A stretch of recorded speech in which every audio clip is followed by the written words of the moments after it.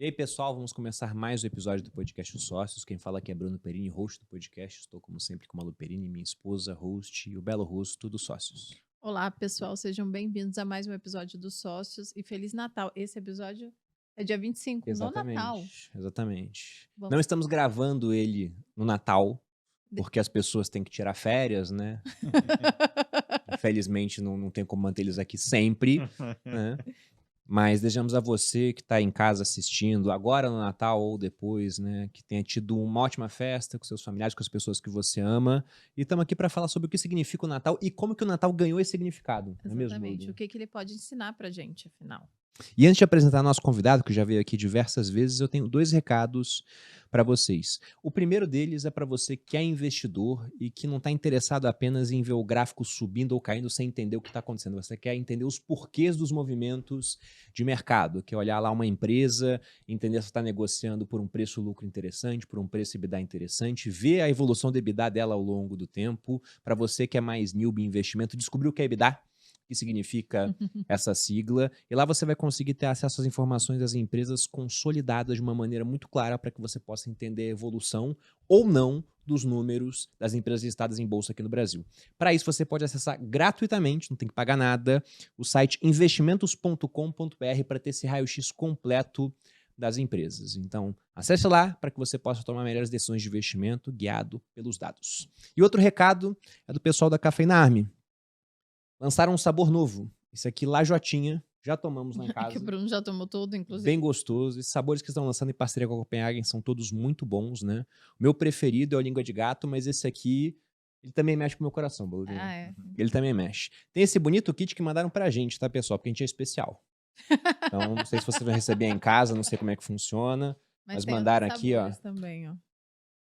negocinho pra deixar no escritório. Pessoal da Cafeína Army, muito obrigado.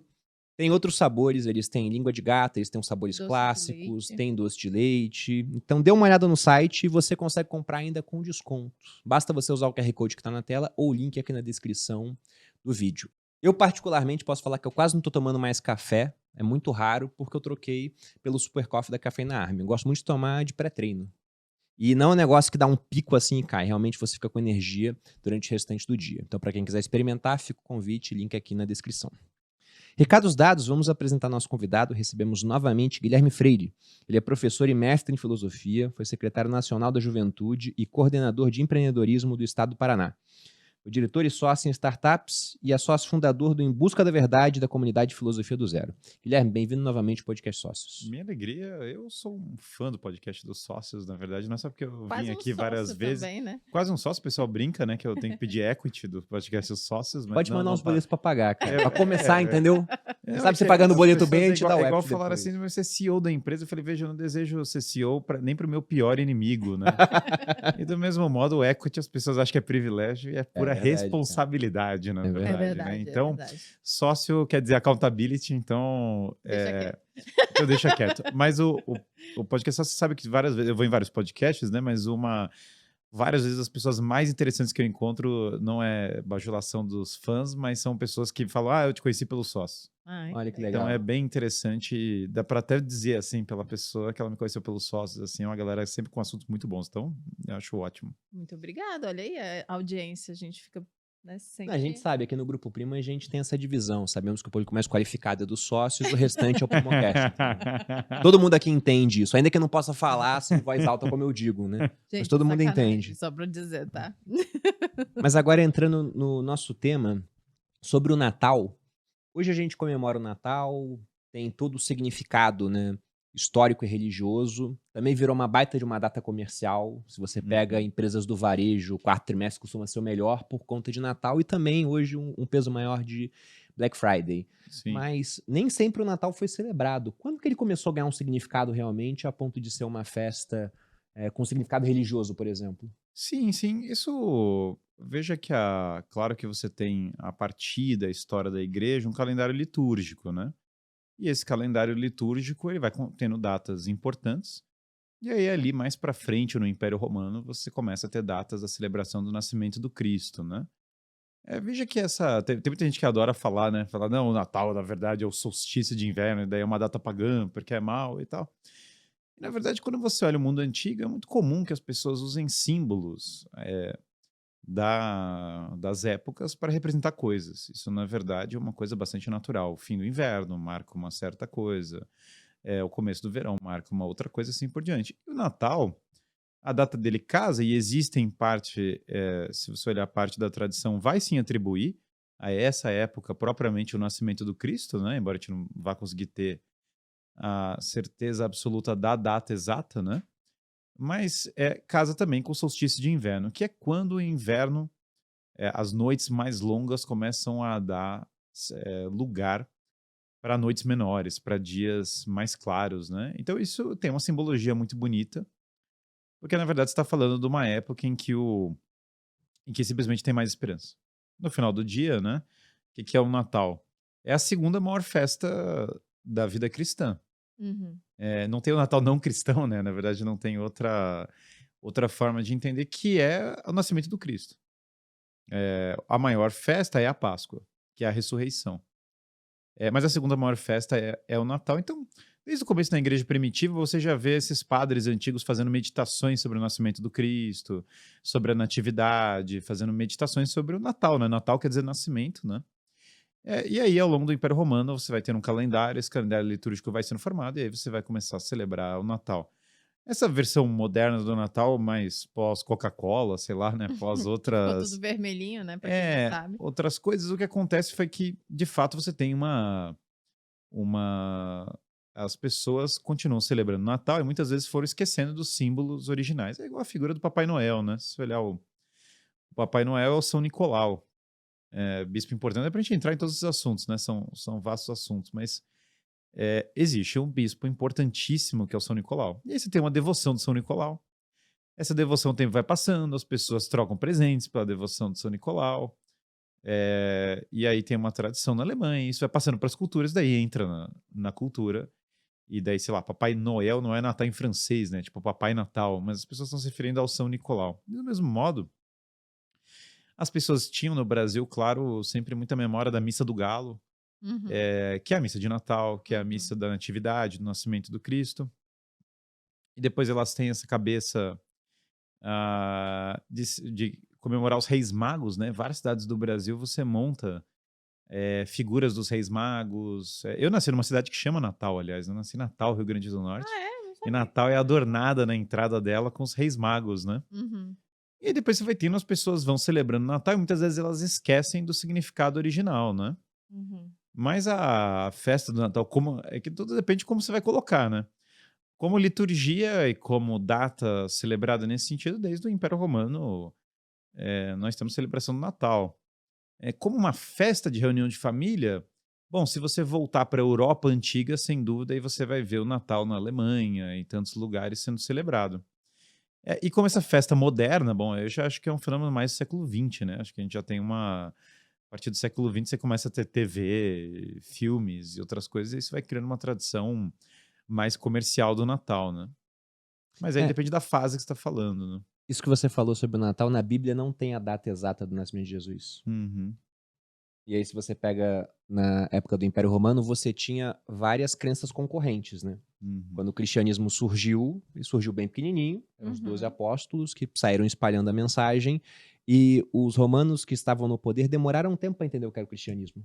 Para eles era só mais uma seita judaica, uhum, diferente. Porque você teve outras seitas que acreditaram que surgiu o Messias, por exemplo, né? E para os judeus não surgiu até agora. Jesus não era o Uhum. Messias para eles. Para o pessoal que ainda segue a religião judaica, não a cristã. E você tinha, por exemplo, o culto a Mitra, que usava essa mesma data de 25 de dezembro. E uhum, também era um período onde tinha um festival chamado Saturnália, que era do deus uhum. Saturno. Também era nesse mesmo período. Então, acho que numa tentativa até de tornar mais fácil a conversão de outras pessoas, como precisava de uma Usava a mesma data, data. e essa data era bem significativa, porque como o Guilherme falou, era o solstício, É. acabou sendo utilizada, né? E tem muito essa visão do cristianismo de substituir os símbolos pagãos pelos símbolos cristãos, né? Para Uhum. redimir a humanidade. A Saturnália é uma festa do Saturno, é o equivalente do Moloque, né? Porque Saturno é o que devora os próprios filhos, que é o equivalente do Baal Moloque.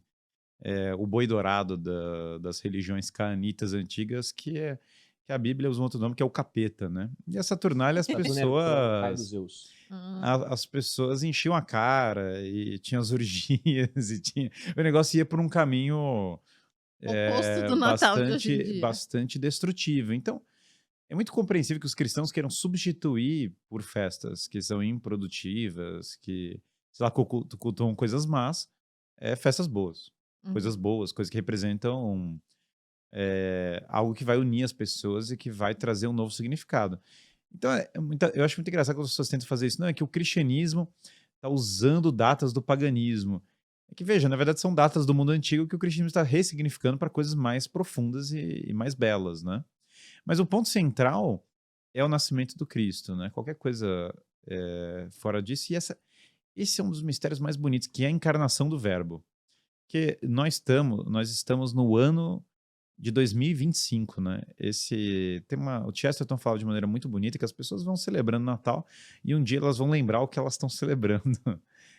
Porque até antigamente você falava o nome completo, que nós estamos no ano de Nosso Senhor de 2025, ano Domini, né? Porque, de fato, toda vez que você fala 2025, você está falando 2025 do quê, né? Sim, Uhum. 2025 do Natal, do único Natal que Depois de existe, que Cristo. você está celebrando, que é o nascimento do Cristo. Uhum. E essa data, longe de várias pessoas que falam que são o Messias, né? Porque, sei lá, o Henrique Cristo ele diz que ele é o Messias, mas não é factível. O C.S. Lewis falava de maneira muito bonita que se você fala que é Deus, tem algumas possibilidades, né? Ou você é louco, ou você é Deus mesmo. Quando você olha várias pessoas, elas parecem loucas. O problema é que quando você vê o Cristo falando, longe de parecer louco, ele parece mais são do que todas as pessoas que já viveram, né? Tem uma cena dos Crônicas de Nárnia, eu tô lendo para as crianças Crônicas de Nárnia, né? Então tô lendo à noite e tal. E aí é maravilhoso, né? As Crônicas de Nárnia são uma belíssima, belíssima história. E no mundo atrás do guarda-roupa, né? Então as crianças atravessam o guarda-roupa, tem essa feiticeira. E a feiticeira, ela é má, ela é também um demônio da história das Crônicas de Nárnia. E sempre é inverno, mas nunca é Natal. Então, Uhum. claro que para nós o Natal é verão, né? Mas o hemisfério norte é inverno, então tem essa simbologia de que você está passando essa purgação, mas nunca chega a esperança, nunca tem aquele momento que vai ter a redenção. E aí tem um momento, né, que o Natal chega. O Natal chega porque o Aslan é o Jesus Cristo, né, nas Crônicas de Nárnia ele aparece. Então, você tem essa figura desse inverno, desse frio, desse momento em que as coisas parecem ter retraído, né? E aí aparece a graça, vem esse momento da graça, né? Você sabe que tem muito mais provas históricas, né, sei lá, da ressurreição de Jesus Cristo do que da vida de Alexandre o Grande. Então, nós lemos Alexandre, por exemplo, e as pessoas super deveriam acreditar que Alexandre existe, porque não faltam provas, né?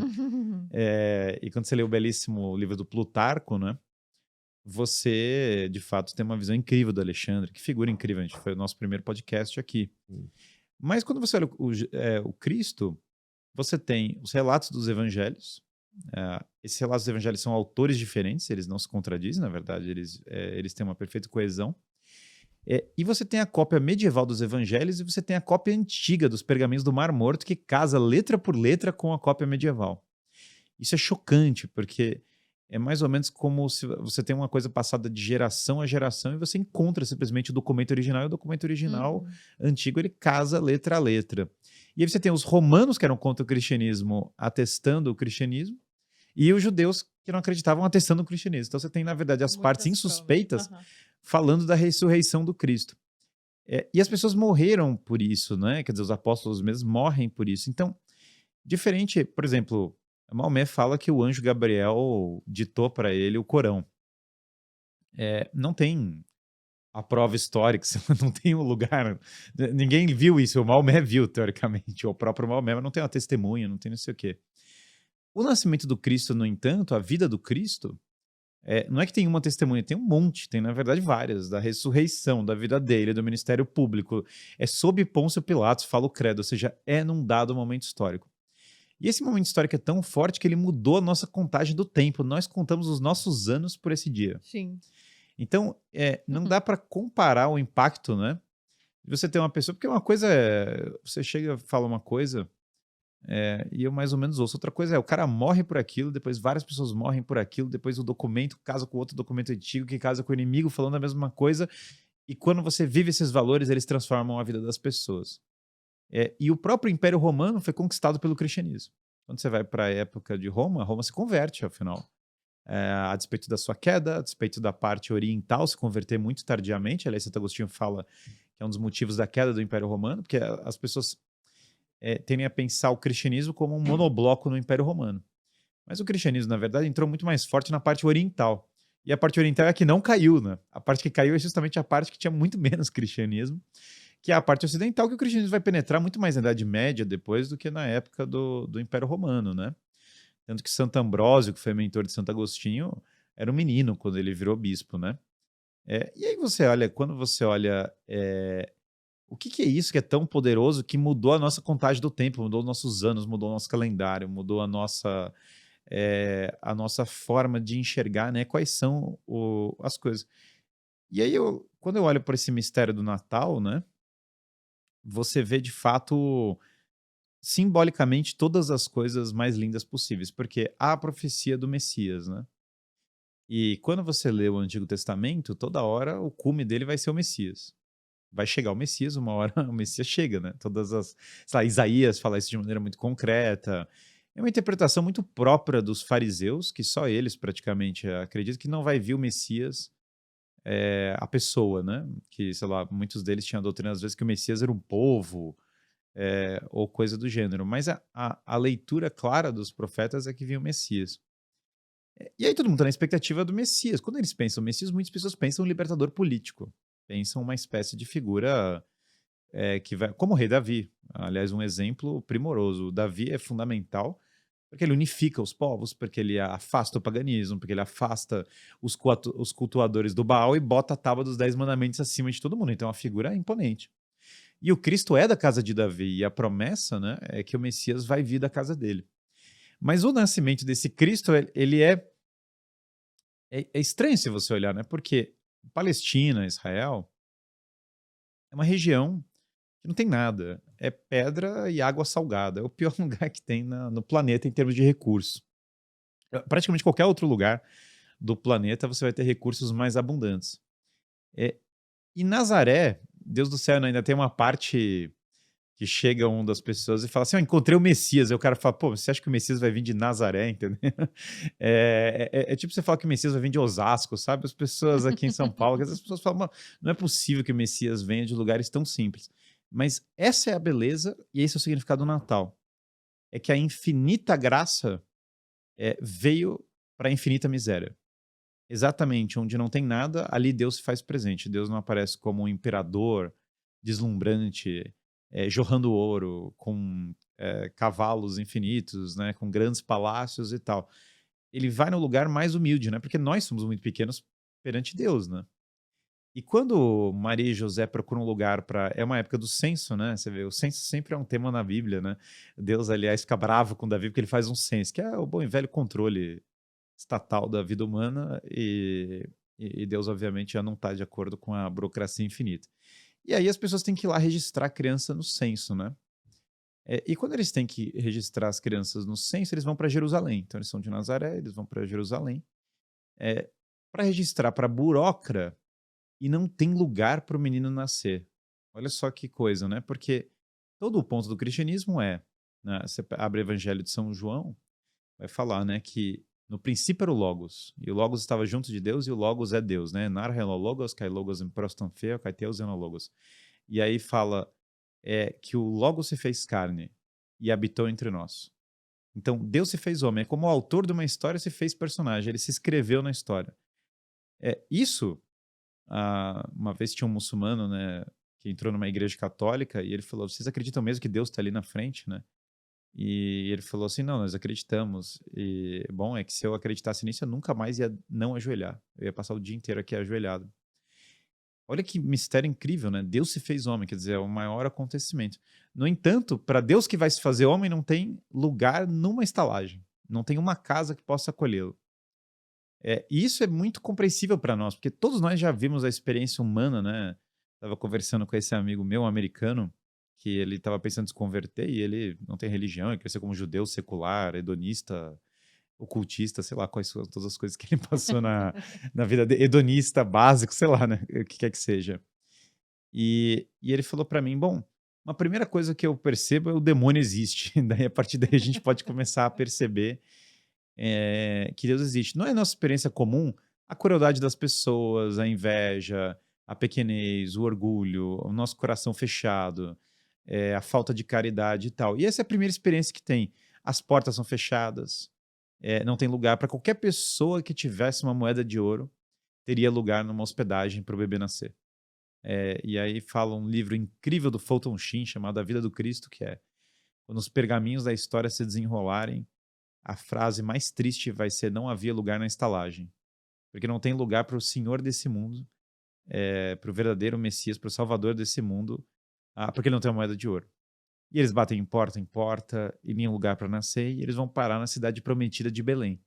As profecias antigas já falavam que o Messias ia nascer em Belém, mas imagina, por que nascer em Belém, né? Belém é um lugar tão prosaico, tão pequeno, tão arredores de Jerusalém, não é um lugar para isso. E o Messias vai nascer no lugar mais improvável de todos, que é o estábulo. Uhum. Que aí é sujo mesmo, onde estão os animais. Imagina ter um bebê, você é uma louca, vou te ter um bebê, imagina ter um bebê no estábulo, Sim. imagina. Estábulo, é loucura. Ter um bebê no hospital já é um negócio, ter um bebê em casa já nos assusta hoje em dia. Ter um bebê no estábulo é o fim do mundo. E mais ainda, ele vai se colocar na manjedoura, que é o lugar onde os animais comem. Então, a beleza disso é que, claro, é isso, é a graça vindo para o lugar mais humilde, mas é também a beleza da cruz. Porque a cruz do Messias já começou no nascimento. Ele já começa o ato de redimir a humanidade pelo sacrifício, e o sacrifício é redentor. Na verdade, o sacrifício é a única coisa que é redentora, né? Eu lembro uma pessoa que falou para mim: você paga para apanhar no jiu-jitsu, né? Eu falei: mas essa é a única coisa que vale a pena você pagar, entendeu? Todas as coisas, obviamente, que te dão sacrifício e esforço e sofrimento são as coisas que redimem o seu caráter, todas as coisas que te dão prazer imediato, e não sei o que, são as coisas que te enfraquecem. Essa é a natureza da vida humana, é o bom e velho Gênesis, né? Quando a humanidade sai do Gênesis, Deus fala para eles: olha, vocês vão ser redimidos, né? Vocês vão ter aqui o suor do trabalho e as dores do parto. O que é o suor do trabalho e as dores do parto? É tudo que vocês forem fazer de produtivo vai envolver sacrifício. Porque as dores do parto são como todas as pessoas do mundo são criadas. E o suor do trabalho é como tudo que é produtivo e bom nesse mundo é feito. Não tem nada nesse mundo que não venha do suor do trabalho e das dores do parto. E, no entanto, são as duas coisas que são o nosso sacrifício básico, né? A nossa dor do dia a dia é essa. E essas dores do parto, nessa ideia de redenção, agora o próprio parto vai ser no lugar que é basicamente parte da cruz, que é sofrimento, que é sacrifício. Então isso já é parte da redenção do nosso gênero humano, né? Nós, nas Crônicas de Nárnia, tem a menina a Lúcia, que ela acredita, ela vê e ela fala como ela vê, ela só fala a verdade, né? E daí tem o Edmundo, que ele quer pegar o doce da feiticeira, e daí ele começa a mentir, né? Porque ele quer pegar o doce e tal, e daí ele quer trair os amigos. E todos nós temos um pouco do Edmundo em nós, né? Que é o pecado original, que é a tendência para malandragem, para o erro, né? E, no entanto, tem algo que grita dentro de nós, né? Que nós queremos uma redenção. E toda vez que nós trabalhamos, nós aprendemos um pouco sobre isso. Toda vez que nós temos um filho, nós aprendemos um pouco sobre isso. Toda vez que nós sofremos, nós aprendemos um pouco sobre isso. Sofrimento para coisas boas, né? Uhum. E agora, quando o Messias nasce no estábulo, você tem de fato essa beleza que poxa, Deus está se sacrificando pela humanidade. Que coisa, é um simbolismo poderosíssimo, né? Uma vez Napoleão, a gente falou isso no podcast Napoleão aqui, que Napoleão chegou o general ateu e falou para ele: não, Jesus Cristo é como Maomé, é como Alexandre, é como outros grandes homens. E aí o Napoleão falou: não, eu sou como esses homens, entendeu? Eu resolvi as coisas na espada como eles. Jesus Cristo não é apenas um homem.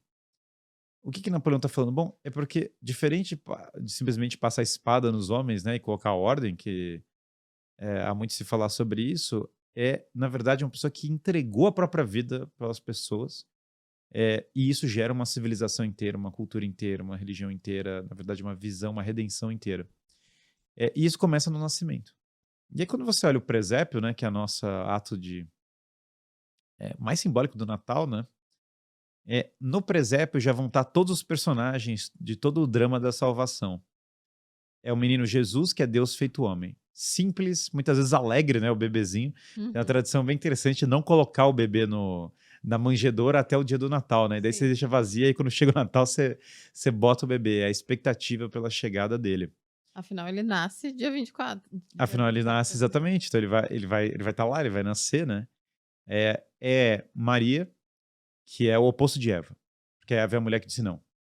Eva é a mulher que quis ser como Deus, né? E daí puxou o homem junto para o pecado. É muito bom porque depois, claro, o homem vai culpar a mulher e a mulher vai culpar a serpente. Daí um entra na a velha tendência do homem de um culpar o outro. Maria, no entanto, né? Bendita és tu entre as mulheres, fala o Evangelho de São Lucas. Maria é aquela que vira e fala assim: sim, eu abraço a missão, eu vou portar o filho do Messias, pela graça. E a Pietà é uma imagem tão linda, né? Porque ela sofre mais do que todo mundo. Imagina, o filho dela vai morrer, esse é o final da história. Mas ao mesmo tempo é a mais serena de todas, porque é a que mais confia na missão. Então tem essa beleza lindíssima de Maria ser a nova Eva. Então toda a redenção do gênero feminino está em Maria.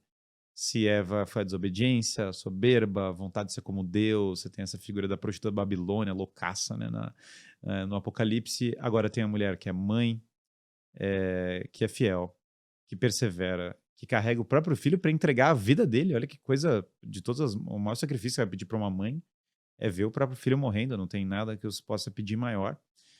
Mas que tem tanta fé e tanta confiança que entrega o filho de maneira tão doce. E São José é a figura do homem silencioso, o homem forte, né? Lembro de uma série antiga que eu estava assistindo, o que aconteceu com o homem forte e silencioso, né? Onde foi parar essa figura perdida? E São José é exatamente essa figura. Poucas palavras aparecem dele, mas todas as ações são decididas. É trabalho, carpinteiro, tá lá fazendo escultura, protege a família. Um dos atos mais irônicos, né? Leva o menino Jesus pro Egito, né? Aí é toda a ironia, né? Porque o povo de Israel começa a matar as crianças para matar o Messias.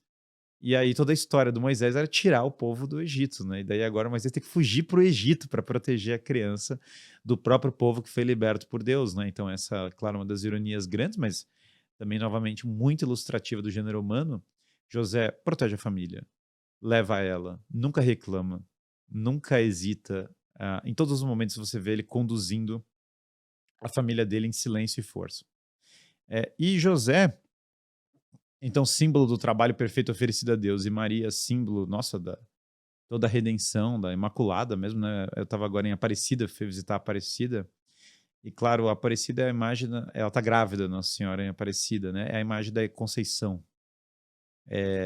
E que a Maria, como ela aparece no Apocalipse, né? Depois ela é coroada, na verdade, pela princesa Isabel, que a princesa Isabel tinha uma promessa sobre ter filhos, né? Não conseguia ter filhos, e daí ela paga essa promessa coroando a imagem Aparecida. Mas é a Nossa Senhora da Conceição. Quando você olha para essa figura, né, que triunfa, que pisa na cabeça da serpente, vem a Virgem Maria, ou seja, auge do símbolo de redenção.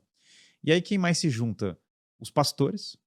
E o pastor é o símbolo nosso, e esse é maravilhoso. É o homem ordinário e comum na sua limitação. Não são as pessoas mais eruditas do mundo, mas todo mundo que é pastor já entende a salvação quase que por tabela. É a mesma experiência que eu tenho conversando sobre temas de filosofia com lutadores. Os lutadores sempre entendem, tá? Os militares sempre entendem, os lutadores sempre entendem. Todo mundo que tem que trabalhar sempre entende, sabe? Todo mundo que é ocioso tem dificuldade de entender, mas quem toma soco na cara raramente é relativista, né? É muito difícil. Mas por que os pastores entendem? O pastor tem uma tarefa que insere o homem 100% na realidade, que é o símbolo do Cristo, que é cuidar das ovelhas. Quando você é pastor, a inocência não serve mais. Você não tem como ser. A ovelha é inocente, né? A ovelha é o símbolo da inocência. Ela tá lá, a ovelha tá colocando a vida dela como é. Só que tem o lobo, entendeu? E alguém tem que afastar o lobo, alguém vai ter que zelar as ovelhas. Cuidar de alguém, cuidar de uma criança, cuidar de uma alma, tentar converter alguém já é se aproximar de Deus de alguma maneira. Toda pessoa que cuida de alguém já está mais próxima de Deus por definição. Porque você agora tem uma vida que depende de você, você tem que se doar. O tal do sacrifício pelos outros não tem outra opção. Se você tem que pegar uma arma e proteger as pessoas de criminosos, você está se doando por outras pessoas. Você está colocando a sua vida na linha. Se você tem um bebê e você tem que alimentá-lo, você está se doando por aquele bebê. Se você tem uma empresa e tem um funcionário e você quer que ele prospere, você está se matando de trabalhar para que ele não vá ser todo mundo demitido, você está se doando por outras pessoas, né? Você está até literalmente arrancando de si mesmo. E essa energia de zelar, de cuidar, na simplicidade dos pastores, a energia do Cristo. É o símbolo perfeito disso, do cidadão comum, que ao zelar, que ao cuidar, que ao proteger a inocência dos outros, né? E, portanto, afastar o mal, ele já participa da criação, daí que os pastores estão lá. E os animais que estão no presépio são incríveis, né? Porque o boi é o símbolo do Baal, é o capeta mesmo. Por que o boi era o símbolo do Baal? Os juros, na verdade, são derivados do boi. Um amigo meu me mandou que os juros começaram com o boi, isso aí abriria uma outra linha de discussão, mas o boi era símbolo de riqueza, evidente. E aí, o que era o boi do Baal? O boi dourado, né? Que é o famoso símbolo que vai estar lá em Wall Street também, mas que era o boi que eles cultuam quando eles saem do Egito. É a ideia de eu vou sacrificar minha descendência pela prosperidade material. Então, eu sacrifico meu filho, esse era o ponto do Baal, né? Sacrifício infantil, que horror, né? Quando os romanos chegaram em Cartago, eles destruíram Cartago até a última pedra. Os cartaginenses eram cultuadores do Baal. E por que eles destruíram Cartago? Por várias coisas. Uma delas é que os romanos simplesmente não conseguiam lidar com a religião cartaginense. E aí a ironia toda é porque, obviamente, Herodes, edomita, né? Descendente de Esaú, portanto, ele não é, ele é de uma linhagem, ele é meio que colocado, tem essa estranhíssima aliança, né, do Herodes com os fariseus. Parte da doutrina dos fariseus eles pegaram da Babilônia antiga, de lugares de uma Torá oral, e essa linhagem do Herodes, de Edom, vem pessoas que cultuavam, na verdade, a religião cananita, que é a religião oposta à revelação de Israel. E aí esse mesmo Herodes Idumeu, portanto, com medo de perder o posto, faz o quê? Assim como era o culto do Baal, manda sacrificar as crianças, manda matar as crianças com medo da vinda do Messias, com medo de perder o trono, né? A gente raramente lembra disso, que o Natal, um dos temas que aparece no Natal justamente é esse, né? É a morte da inocência. Então, quando as pessoas iam lá para o boi dourado, por isso que o Moisés, quando tem o boi dourado, ele fica desesperado, fala, meu Deus, o que vocês estão fazendo? É que envolvia o sacrifício infantil. Só que agora, de maneira muito bonita, o boi no presépio faz o quê? Ele se ajoelha. Então, longe de ser colocado como um deus, o boi, na verdade, agora serve a uma missão muito maior, que é cultuar o Cristo. Então, é a redenção disso também. E claro que o Cristo nascendo cumpre a promessa que Deus tinha feito para Abraão. Porque uma das passagens mais estranhas da Bíblia, a maioria das pessoas não entende, é que o Cristo fala para Abraão sacrificar o próprio filho. E todo mundo fala, meu Deus, né? Que coisa esquisita, né? Por que ele falou isso? É porque a religião daquela época, a religião cananita, tinha sacrifício infantil. E, na verdade, o Cristo está dando uma lição oposta, que você não vai matar o seu filho, porque quem vai sacrificar o próprio filho sou eu, para que ninguém nunca mais sacrifique filho nenhum, para que não tenha nenhuma dessas coisas, para que o mal não triunfe. Só que ele vai sacrificar o próprio filho, sendo ele também, ele feito homem. Então essa é a beleza, porque sem sacrificar uma outra pessoa, ele entrega a própria vida e de fato oferece o próprio filho. Então, um dos significados muito bonitos aqui é o contraste, né, entre abrir mão da própria descendência pela prosperidade, que é esse símbolo diabólico mesmo, né, esse símbolo do Baal, e aqui o boi se ajoelha e o menino Jesus nasce, e o nascimento dele é por alegria, e ele vai entregar a própria vida para redimir as pessoas. Então está sendo desfeita, sei lá, séculos e séculos, milênio de religião satânica no mundo, por esse ato. O burro vai ter outro símbolo incrível, porque é ele que vai entrar com o Messias em Jerusalém, né? Então o rei de Jerusalém, o Messias prometido, não vai entrar com um cavalo glorioso, ele vai entrar com o burro. O burro é símbolo do trabalho todo dia, recorrente, humilde, sacrificado, anônimo, né? Porque o cavalo chama atenção, você vai lá, aposta na corrida de Essa cavalo. profecia do burro estava no Antigo Testamento ou não? Era uma Eu não coisa me oral? lembro, eu não me lembro agora se tem alguma. Eu não sei se tem alguma profecia específica falando de burro, tá? Eu confesso que eu não me recordo se alguma delas fala isso. Mas tinha isso, né? Que o Messias ia entrar em Jerusalém montado num burro. Tem uma história dessa. Agora, quanto a ele tá ter um burro na atividade, eu não sei história se tem uma profecia sobre isso. Imagino que não, sei lá.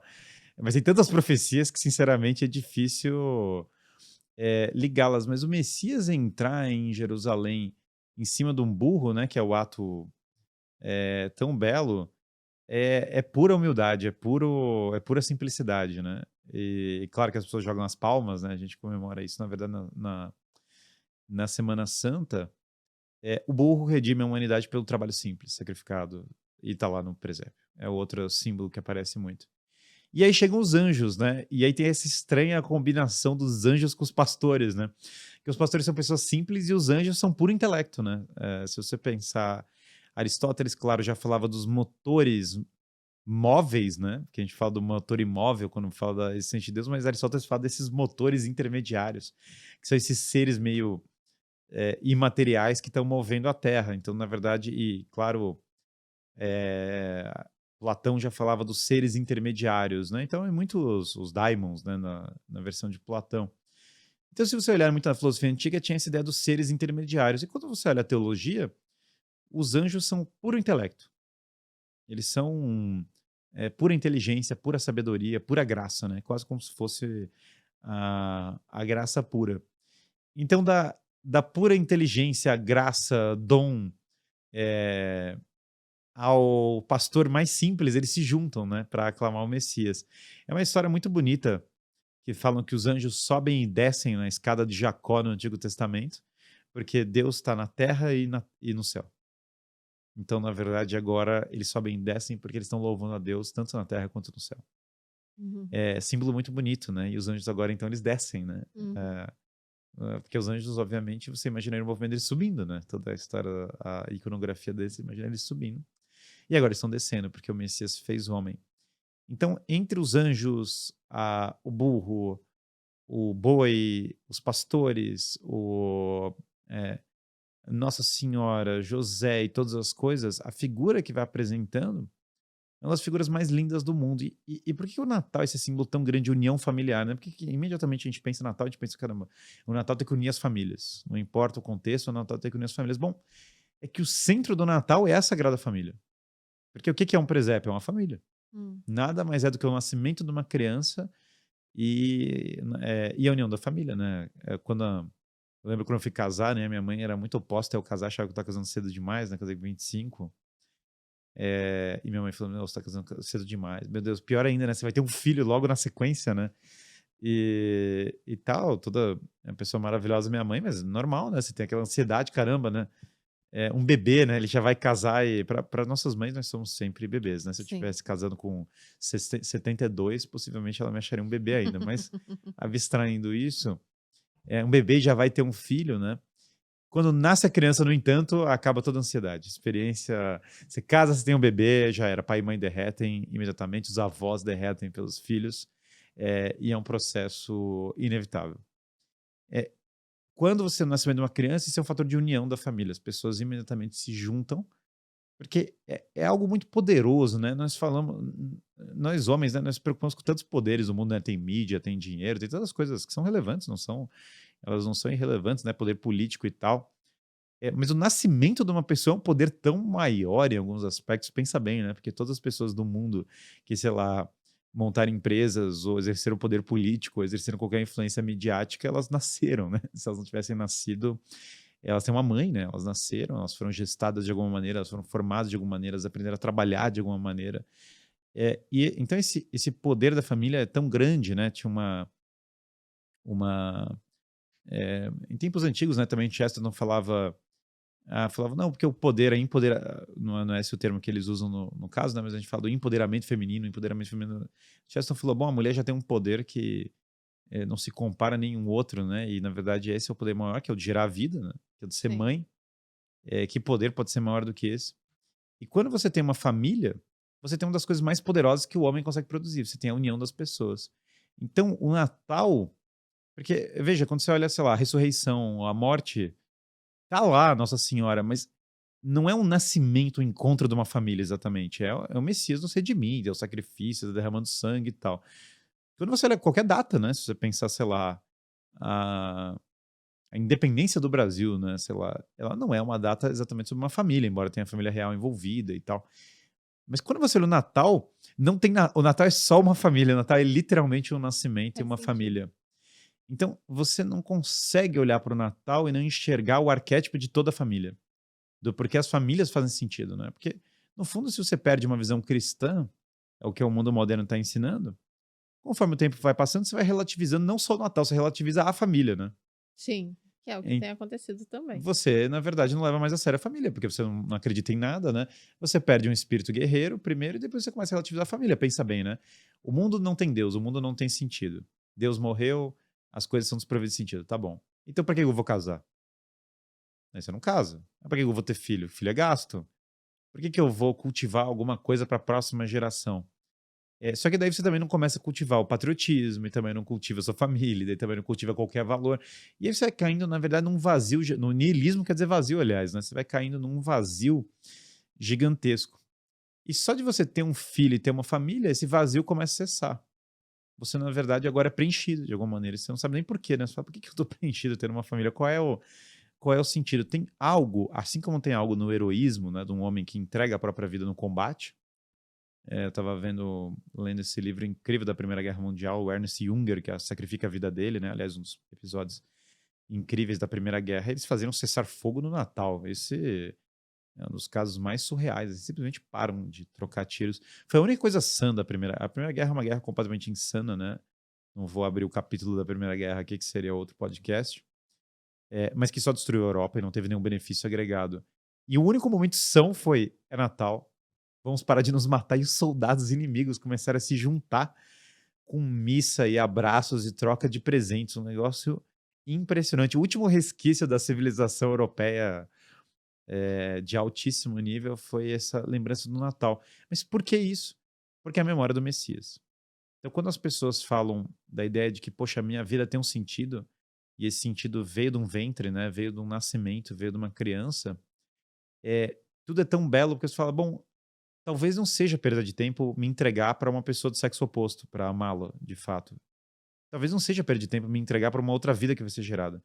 Caramba, talvez a minha vida não seja perda de tempo, talvez a minha vida tenha sentido, porque na família é o único lugar que você é amado por quem você é. Nós homens, nós amamos as pessoas pelo que elas realizam, né? Qual é o status dela, qual é o emprego, qual é a fama, qual é não sei o quê, quanto dinheiro ela tem na conta, sei lá, a gente ama as pessoas por motivos, na verdade, Interesses, né? O interesse. pessoal fala muito assim, o relacionamento tá acontecendo por interesse, mas todo relacionamento tem interesse. Claro. Qualquer coisa. Exceto aqueles realmente na Mas olha família. só que coisa incrível, né? Quando você olha o seu filho, ele nasce, você ama ele por ser quem ele é. Exatamente. Uhum. Qual o interesse que o bebê recém-nascido tem nisso? E qual o interesse da mãe que chora pelo filho até o último dia da vida dela? Quer dizer, o interesse deixa de ser um interesse material e começa a ser algo. Você está falando de algo metafísico mesmo, é algo que já transcendeu o material. Você, no fundo, ama a pessoa porque ela é. E quando o filho da mãe se perde, ela fala: Meu Deus, esse não é meu filho. Ela ama o filho como ele era para ser segundo a ordem divina, né? Então é muito bonito isso, porque na verdade na família é o lugar onde você é amado por ser quem você é. Sem dúvida, no, eu não conheço, claro, os pais de vocês, né? Mas eu imagino que a mãe do Bruno, quando você chega em casa, minha mãe é assim, né? Você não é o Bruno dos sócios, entendeu? Você é o Bruno, entendeu? É só Bruno, não tem o adjetivo, não tem nada. Lá em casa é assim, minha mãe descobre o meu trabalho, na verdade, quando eu vou nos podcasts, né? Aí que ela vê o que eu faço, né? Mas mesmo assim, quer dizer, no fundo, a minha mãe me ama muito antes de qualquer coisa que eu tenha realizado na vida. Sim. E esse amor incondicional é exatamente o ponto do amor do Evangelho. É que Cristo nos amou e ele não precisa. Porque pensa, né? Eu não preciso dos outros. Sim, mas Deus não precisa da gente, né? No sentido metafísico, no sentido teológico, porque Deus precisa de nós. Deus é perfeito. Ele precisa da humanidade, sei lá, ele não precisa, entendeu? Não precisa de mim, Guilherme, entendeu? No entanto, fala a Bíblia que os seus fios de cabelo são contados. Que loucura, né? Ele te ama no detalhe, mas tem tem uns compassos. Por que ele ama? Bom, há uma gratuidade desse amor. Há uma doação nesse amor. E você aprende essa doação quando você olha o amor do pai e da mãe pelo filho. Ali você aprende o que é gratuidade do amor. E é isso que o mundo moderno desesperadamente precisa, sabe? No mundo moderno tudo é utilitário, cínico, fraco muitas vezes, né? Fraqueza, cinismo e utilitarismo, curiosamente, são coisas muito semelhantes, porque a força do espírito, né? o bom tomador de decisão, a pessoa de forte caráter, é a pessoa que não vive pensando o que os outros vão pensar, mas o que é certo, o que ele vai fazer, independente do que os outros vão pensar, vai bancar as coisas. Pai e mãe são a mesma coisa, a criança berra, ela grita, ela bate a cabeça no chão, começa a gritar e girar em círculos, igual o poltergeist, porque ela A gente quer não ganhar chegou nessa parte ainda, Guilherme. Nossa. porque ela quer ganhar um doce, sei lá, né? Você já viu alguma criança dando chilique Sim, na com vida, com certeza. certeza. É Eu uma, já fui essa é criança. uma, é uma cena ímpar, né? E pai e mãe, no entanto, eles corrigem o filho sem dúvida e amam ele. E essa é a relação de Deus com os homens. Na verdade, a relação de Deus com os homens é a relação paterna, por isso que fala que é Deus Pai. É, Deus é pai porque ele corrige e ama gratuitamente. Ele não ama porque a criança vai dar algo para ele, ele não ama porque a criança tem algo disso. Então, o nascimento do Messias é o amor incondicional. E é engraçado, né? Porque é o momento que as crianças entendem um amor divino. E as crianças, eu posso dar uma baita explicação teológica sobre por que a necessidade do homem ser salvo dos seus pecados e tal. Mas para a criança, é meio gratuito, entendeu? Ela vai entender o amor de maneira gratuita. E ela tá certa em muitos aspectos. Sabe que nesse ponto a criança é mais sábia. Tô falando com a experiência de ter 5 em casa, né? Tem várias coisas que as crianças são mais sábias que os adultos, né? E não são tantos. Essa história de também Que a criança ensina. a criança, tal, é um negócio dos clichês, também essa coisa muito russoniana, tipo, a criança é pura, imaculada, e não sei o que, eu também não compro essa ideia. A criança também tem o pecado original e a maldade dentro dela também, tá? E ela faz coisas que ela sabe que é errada, e tem que ser corrigida e tudo, e a vida toca assim, normal. Mas tem uma sabedoria das crianças que é a sabedoria da simplicidade, né? E o Natal é o caso que é exatamente a situação em que nós olhamos o menino Jesus bebê. E tem algo a ser aprendido com o menino Jesus bebê ao invés do menino Jesus adulto. É que, e o Cristo, claro, fala, né? Venham a minhas crianças, porque dela é o reino dos céus. E onde que eu acho que a criança, nos é sábia, ela é sábia para nós? A criança tem uma simplicidade que tira máscaras. Quando as pessoas vão crescendo, elas começam a botar máscaras. E elas vão criando personagens. E daí o cara é um na casa, e daí ele é um outro no trabalho, e daí ele é um outro lugar, e daí ele cria meio que um personagem pra agradar fulano, e daí ele cria um personagem pra agradar ciclano, e daí ele vai criando realmente uma mediação social, o homem vai criando múltiplos personagens, né? Cada hora o cara é uma pessoa. A criança meio que não tem esses personagens, entendeu? Ela é meio sem filtro, sabe? Então, quando ela ama algo, ela ama de maneira meio direta mesmo. Tem uma simplicidade. Ela não tá muito preocupada. Tem um meme maravilhoso que é o meme da curva padrão, né, da curva normal, de que é a curva do QI, só que daí é uma brincadeira que o baixo QI e o alto QI pensam igual, e daí o Sim. QI mediano. O pessoal de Bitcoin usa muito essa coisa. E o pessoal do QI mediano tem um ótimo, né, que é imprimir dinheiro gera inflação, aí tem um cara de 150 pontos de QI, imprimir dinheiro gera inflação, e daí tem o cara no meio do caminho, não, veja bem, na verdade imprimir dinheiro é importante para a economia e tal, e daí tem... Eu já vi esse sobre Deus também. O cara com menos QI, papai do céu, o outro Deus é que, não, veja bem. Eu vi uma versão dessa com Deus que na ponta do alto QI era o Heisenberg, né, e daí tinha tipo um caipira americano falando Deus existe, aí tem no topo, não, Deus é uma força, não sei o que, aí tem tipo o Heisenberg falando Deus existe. Então, claro, isso sem dúvida é a minha experiência sociológica. Mas nesse meme da curva sino, né, a criança, como ela é simples, ela não inventa desculpas e mentiras complexas para ela mesma. Ela vê a realidade como se mostra. Então a Lúcia atravessa o portão de Narnia e vê o Aslan e fala, olha, eu atravessei o portão e vi um leão. E nós, pelo nosso medo, nós mentimos. Nós entramos falando, não tem leão nenhum, não tem nada. Eu falei isso do evangelho, a pessoa bota a cabeça embaixo da terra e fala, não existe nada disso, eu não quero nem saber, eu não quero nem dizer. E ela cria uma baita complexa explicação do porquê ela não vai nem engajar intelectualmente com a discussão. E a criança, ela tem aquela inquirição de quem quer só saber. Ela quer, olha, deixa eu saber o que aconteceu, né? Caramba, né? Qual foi a história? A criança ama a realidade simples. Outra frase do Chesterton incrível é que o menino de 7 anos se alegra se você fala, ele fica chocado se você fala que tem um dragão atrás da porta. O menino de 2 anos, ele fica alegre só porque a porta abriu, sabe? Eu tenho em casa, o Miguel tem 2 anos, ele é exatamente assim. Se a porta abriu, ele fica, abriu a porta, entendeu? Ele acha a realidade romântica. E, de fato, esse é um mistério nosso, né? Cara, é incrível que chova, entendeu? É incrível que todo dia o sol se levante.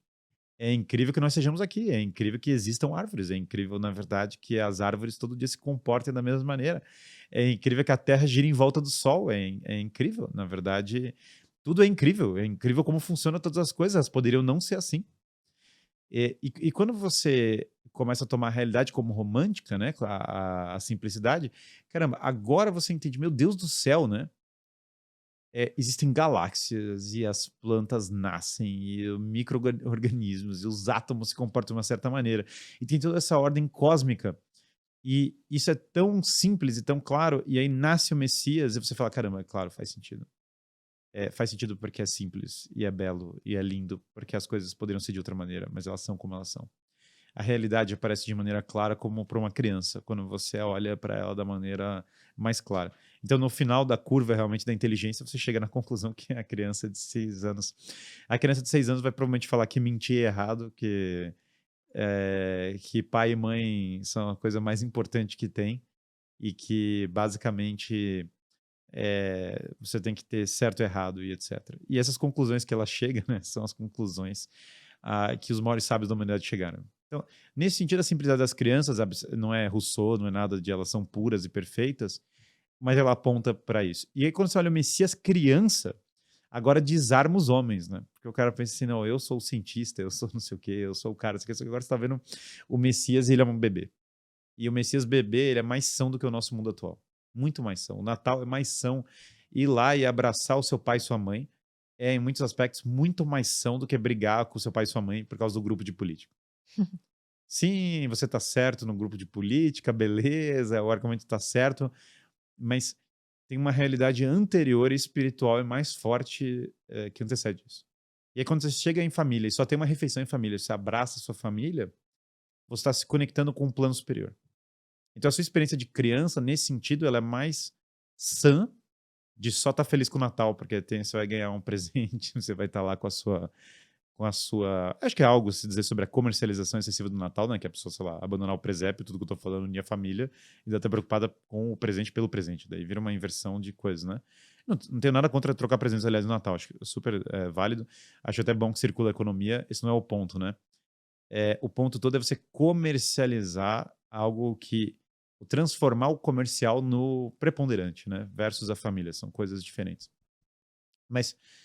a sua experiência de criança que só estava feliz porque você estava com seus pais e estava numa experiência agradável e nostálgica, ela em muitos aspectos é muito superior à nossa experiência cínica. E nisso, o Natal ele nos ensina muita coisa.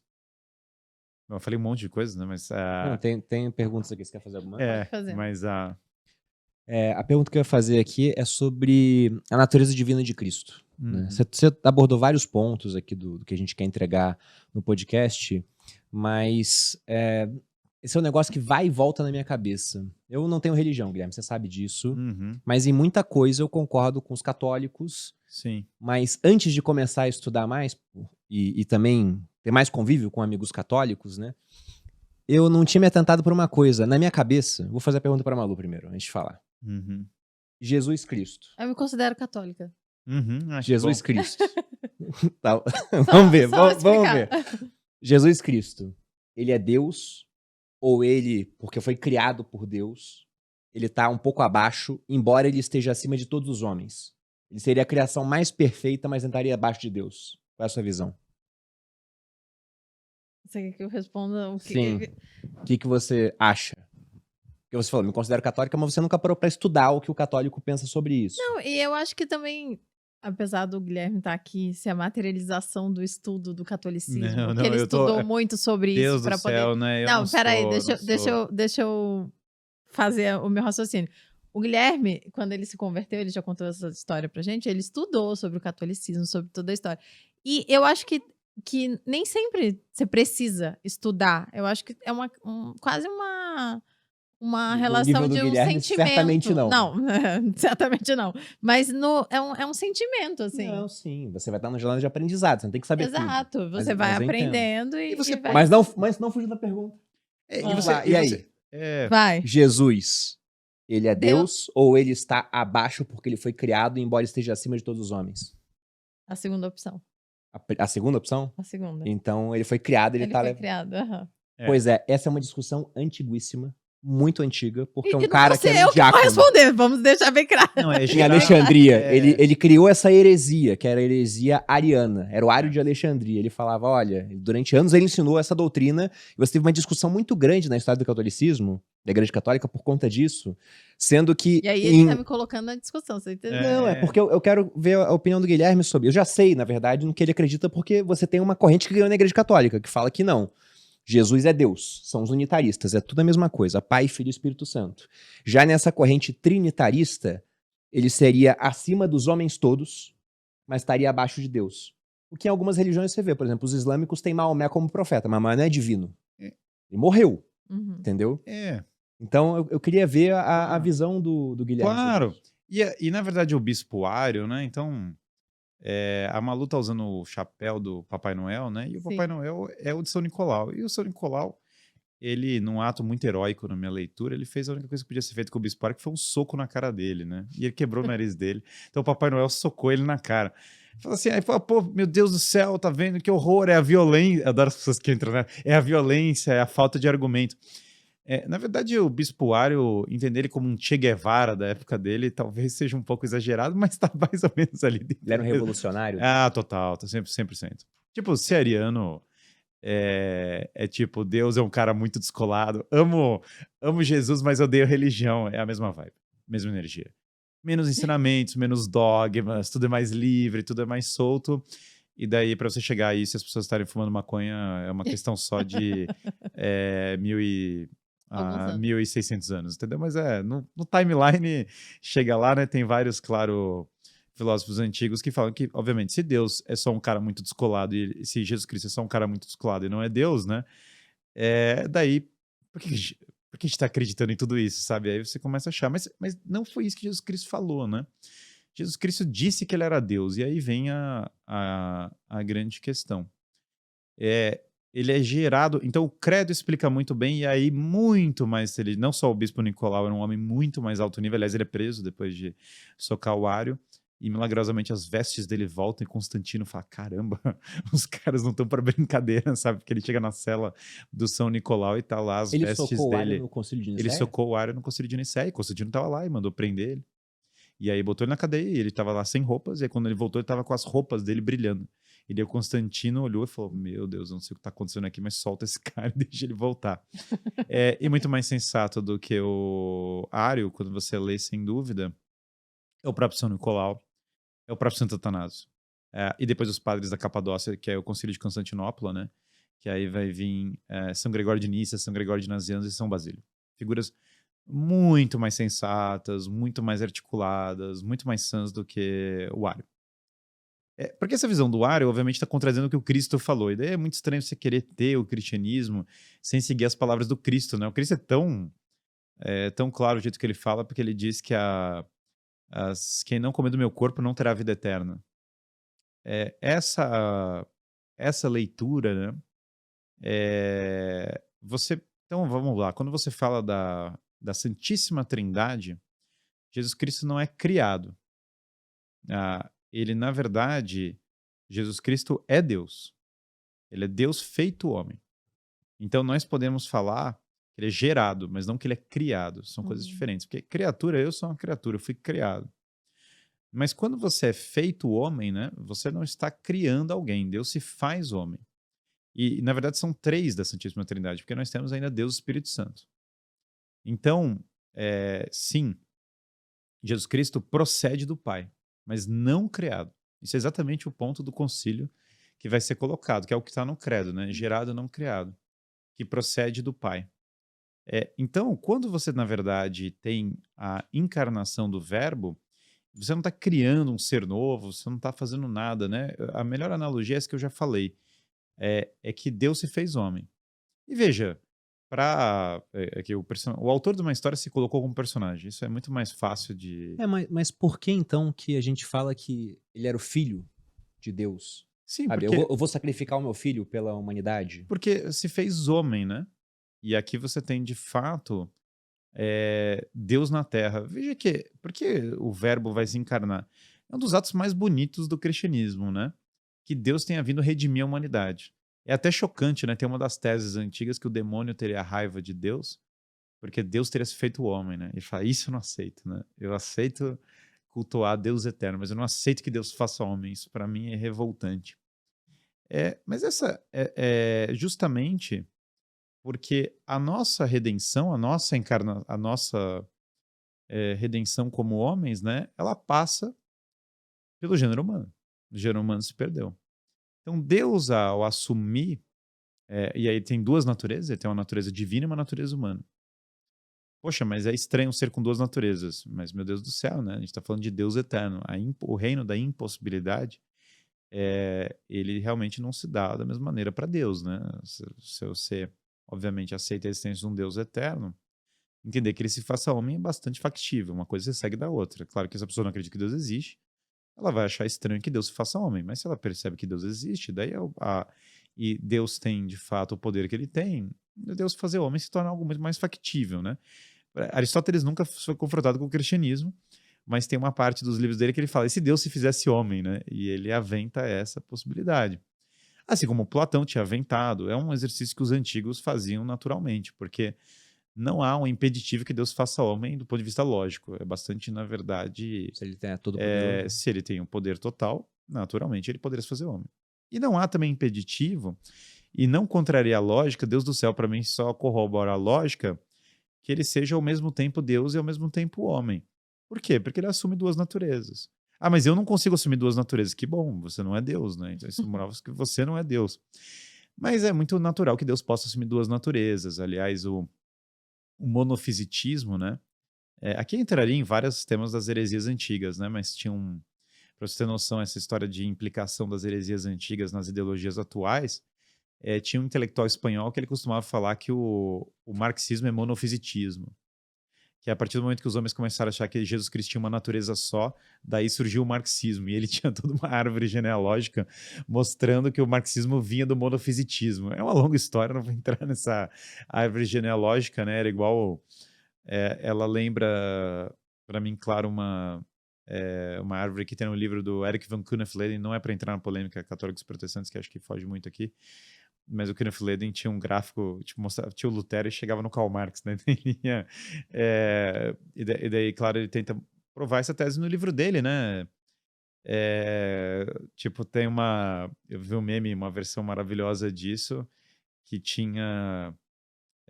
a partir do momento que você relativiza uma coisa, termina com homens grávidos, né? E aí tinha uma árvore da... e um cara postou em tá feliz agora, Lutero, tá? Mas claro, claro que aí é que eu vejo uma... bastante no Instagram, assim. claro que aí já é uma analogia quase efeito borboleta, mas eu Com entendo o que a picareta pessoa está também. falando. Então, a questão é que quando você olha para Jesus Cristo fazer homem, o filho não é o pai, mas ele é Deus. Tem até um gráfico antigo que mostra isso. E o Espírito Santo não é Deus Pai. Então, há uma distinção entre Deus Pai e Deus Espírito Santo. É a analogia que São Patrício usa do trevo. Uma folha do trevo não é a outra folha do trevo, mas as três folhas do trevo são trevo. Se você pega o trevo de 3 folhas, né? O de 4, o pessoal fala que é da sorte, mas não serve para analogia. São Patrício, obviamente, usou o trevo de 3 folhas. Você vai ter lá, cada folha é uma folha diferente da outra. Você não vai argumentar que uma folha é a mesma folha. Mas as 3 folhas compõem o mesmo trevo. Elas não são partes de um outro trevo hipotético.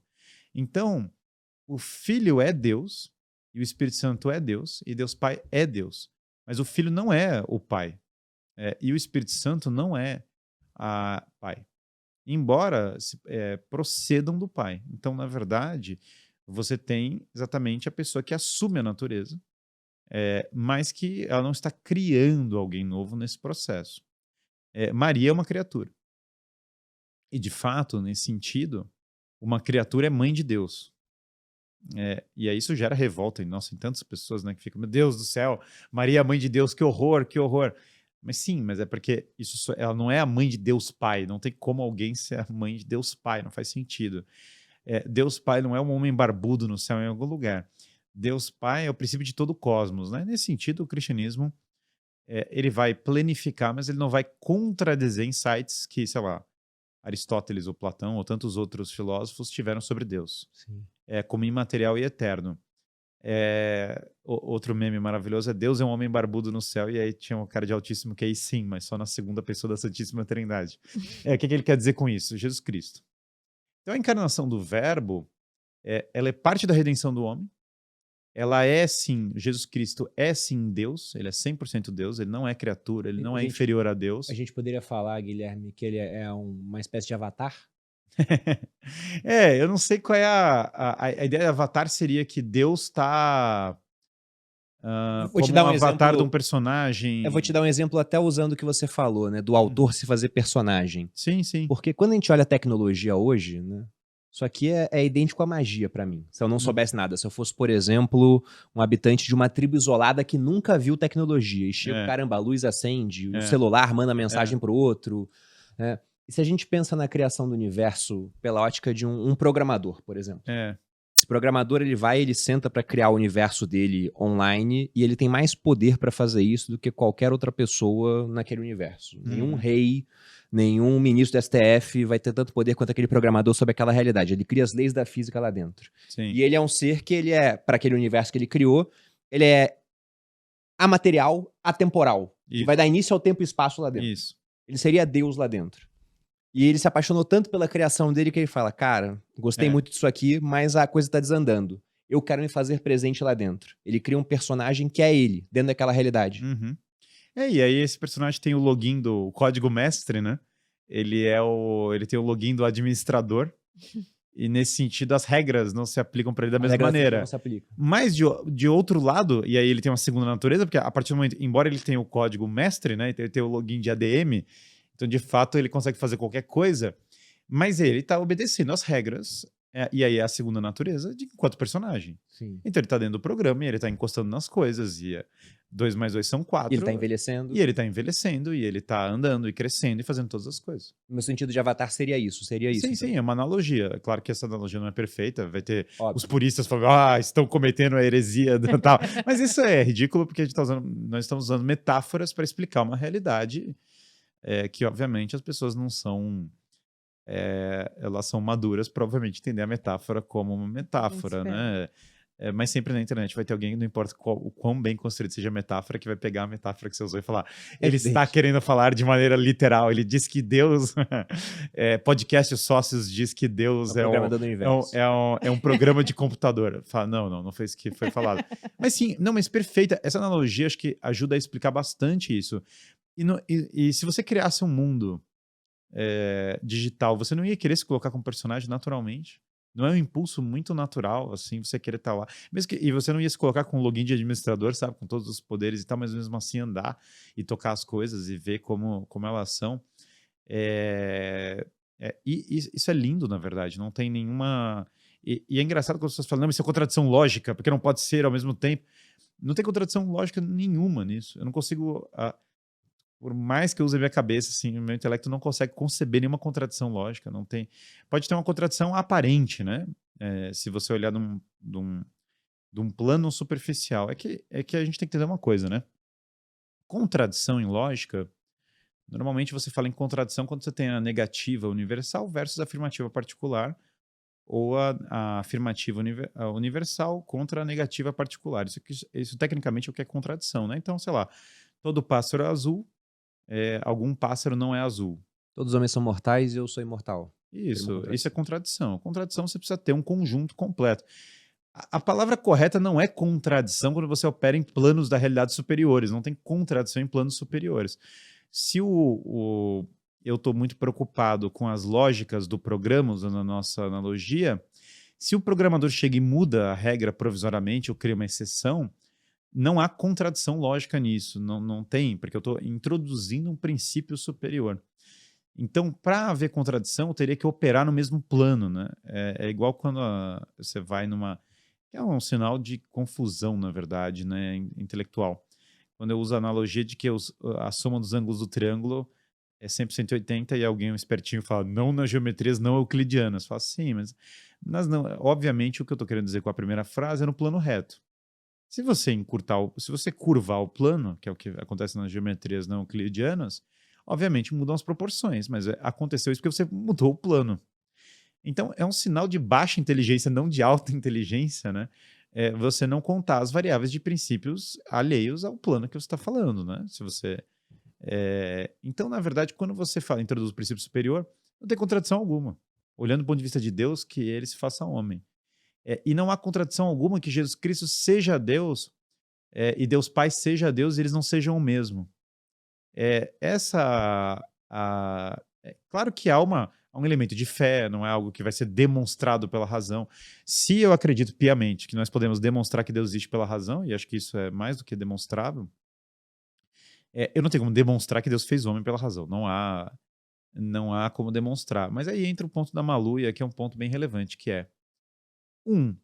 é, vale ter fé nisso. E aí, poxa, vale ter fé? Que absurdo! Tão racional tudo, não sei o que, e agora você fala para eu ter fé. Mas veja que agora, a gente vai estudar para chegar na razoabilidade da fé. Uhum. Outra frase do Chesterton, vou citar várias hoje, tem duas formas de você chegar em casa. Você pode ficar em casa ou você pode dar a volta ao mundo e chegar em casa, sabe? Eu, infelizmente, estou fadado a ser a pessoa que fica dando a volta ao mundo para chegar em casa, que é o quê? Você vai fazer uma grande analogia intelectual para chegar em algo que a sua avó provavelmente falaria e estava certa, a sua avó. Aliás, tudo da grande filosofia, para mim, quanto mais eu estudo, mais eu concluo que minha avó tinha razão, entendeu? Eu não tenho... eu leio Plutarco, eu estava lendo ontem a vida do Pompeu do Plutarco, eu leio sobre física, sobre não sei o que, e eu vou concluindo que minha avó estava 100% sã. Minha avó acertou tudo, sabe? Mas minha avó não acertou tudo, porque minha avó leu Heisenberg e chegou à conclusão que desistia lendo Heisenberg, sabe?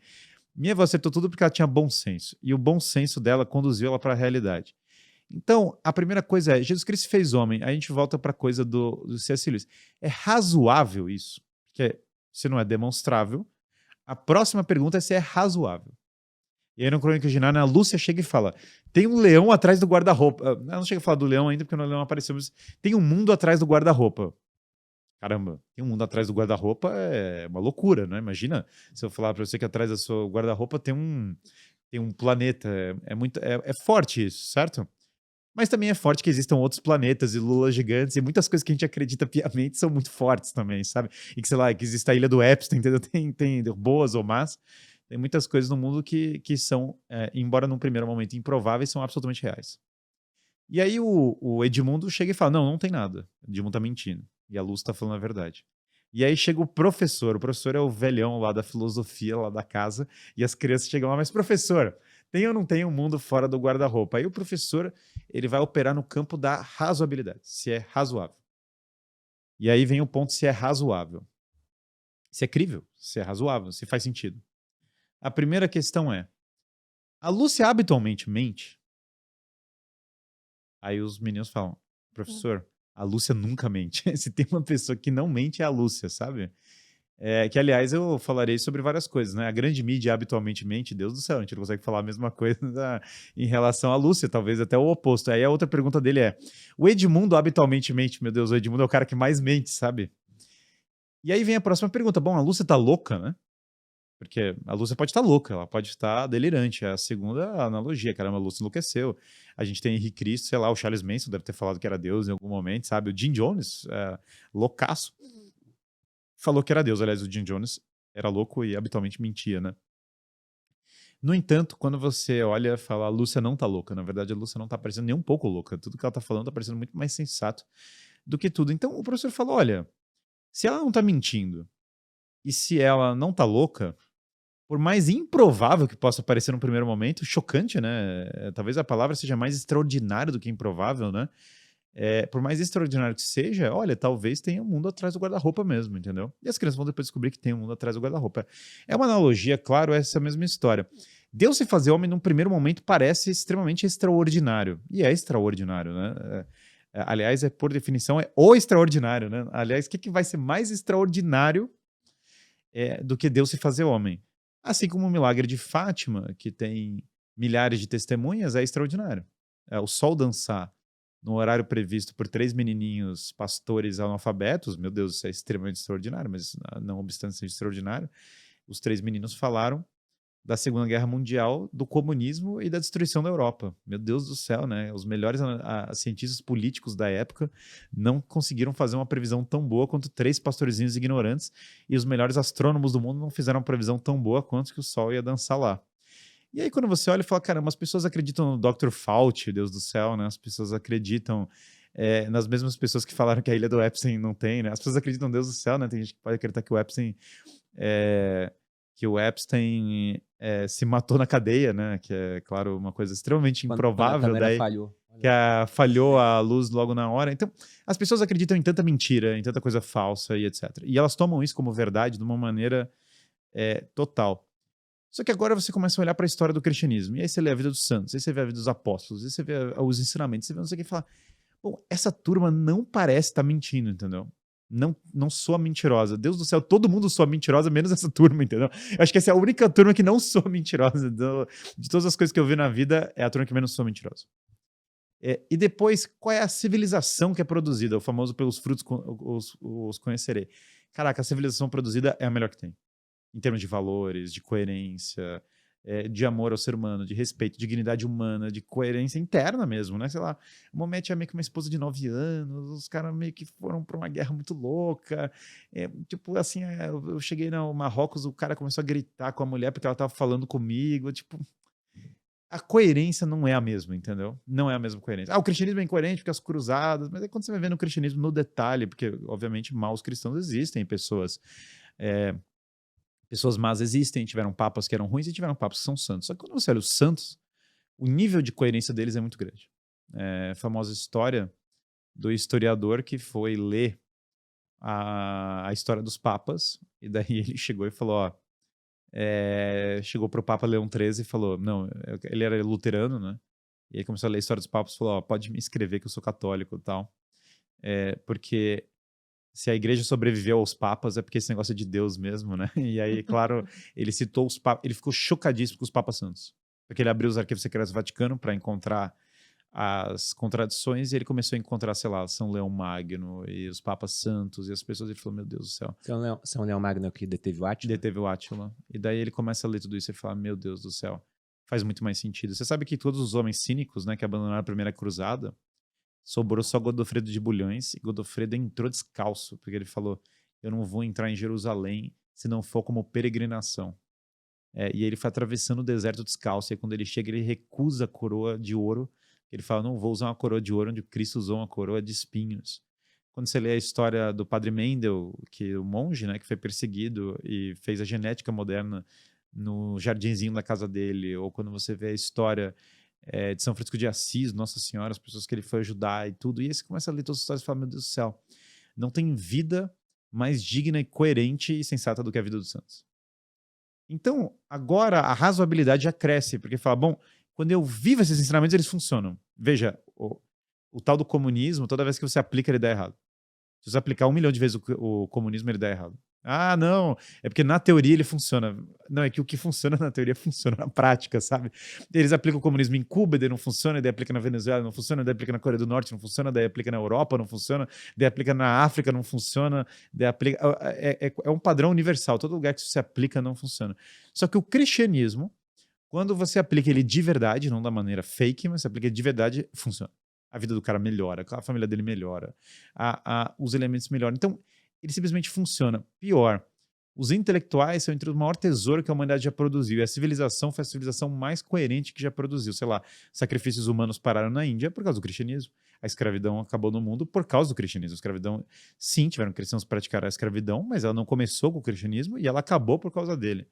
E aí você vai vendo tantos casos, né, de simplesmente tantas coisas que na nossa vida são da cultura cristã, sacralidade da família e tantas coisas que você vai aprendendo e fala, cara, que na verdade é muito mais fácil acreditar que Jesus Cristo se fez homem do que acreditar no Dr. Fauci, entendeu? Porque o Dr. Fauci, tudo que ele falou era mentira. Isso é comprovado pelo governo americano agora. Então, na verdade, as pessoas tomam a ciência, né? Na verdade, a ciência nem é a ciência, tipo, na verdade é só um maluco falando que ele é a ciência, e elas acreditam em tantas narrativas, só que aí vem um problema, né? Bom, qual é a coerência do establishment atual? Mínima. Qual é a coerência, no entanto, desses santos da igreja? Caramba, é total. Qual é a civilização que eles produziram? É gigante. Qual é a coerência dos ensinamentos do Cristo? É total. Qual é a coerência de todas as coisas? Qual o efeito? Caramba, o efeito é bom, a coerência é grande, a coerência histórica é grande. Quanto mais se estuda, pior fica, né? Porque a coerência da igreja vai aumentando e a coerência dos inimigos vai diminuindo. Foi assim na minha vida, pelo menos. Eu comecei convicto de que a igreja era uma instituição opressora e má, e que quando eu ia estudar tudo, eu ia chegar na instituição pior que tem. E quanto mais... E a Revolução Francesa era boa e tal, e quanto mais eu li, era o contrário. Eu falei, caramba, me ensinaram que os vilões eram os heróis e os heróis eram os vilões, e agora quanto mais eu estudo, pior fica, porque tá ficando mais claro que essa galera era realmente tentou me ajudar. Igual o menino mimado, né? Que o seu amigo que ofereceu maconha pra você e a sua avó estava certa, o seu amigo que ofereceu maconha estava errado, e sua avó provavelmente fazia peregrinação pra Aparecida, entendeu? Ou sua bisavó que seja, e ajoelhava, e o seu amigo da maconha, ele era ateu porque ele era muito inteligente e ele era científico, né? E daí, obviamente, ele nunca fez nada de ciência. O Einstein, claro, se convence que Deus existe, tipo, em parte não foi esse o único fator, mas convivendo com o padre Lemaitre, que foi o criador da teoria do Big Bang. Novamente o nosso meme ele vai tendo coerência. Então, o que acontece agora é que é muito mais fácil acreditar que Deus fez homem do que acreditar em tantas outras coisas.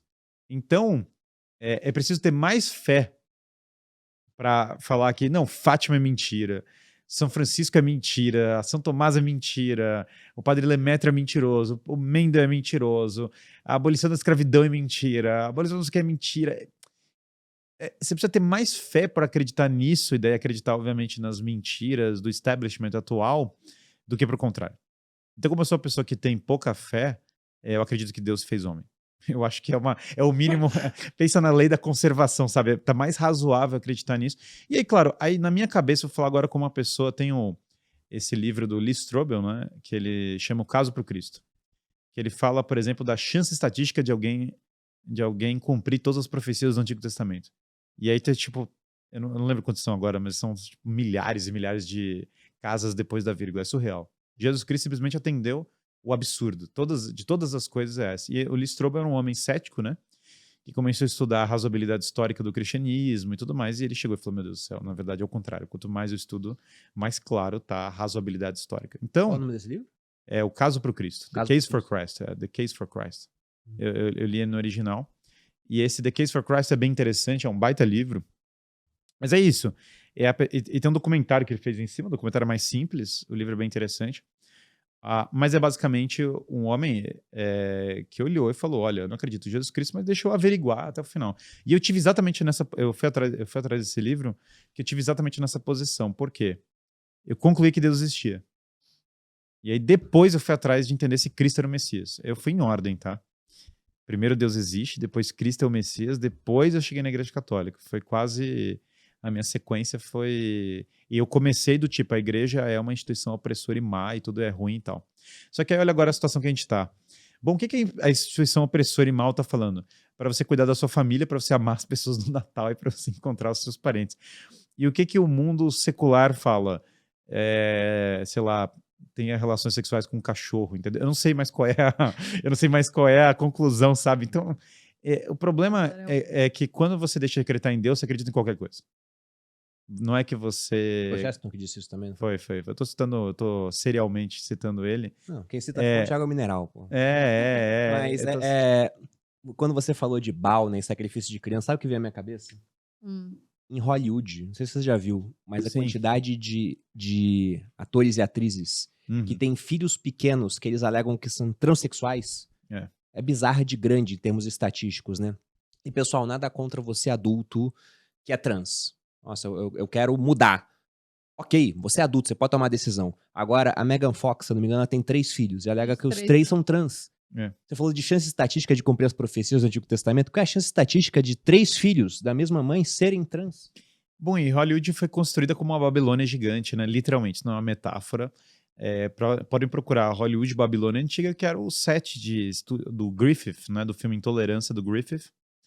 E eles construíram uma Babilônia gigante e até agora tem remanescente várias paredes da Babilônia Antiga.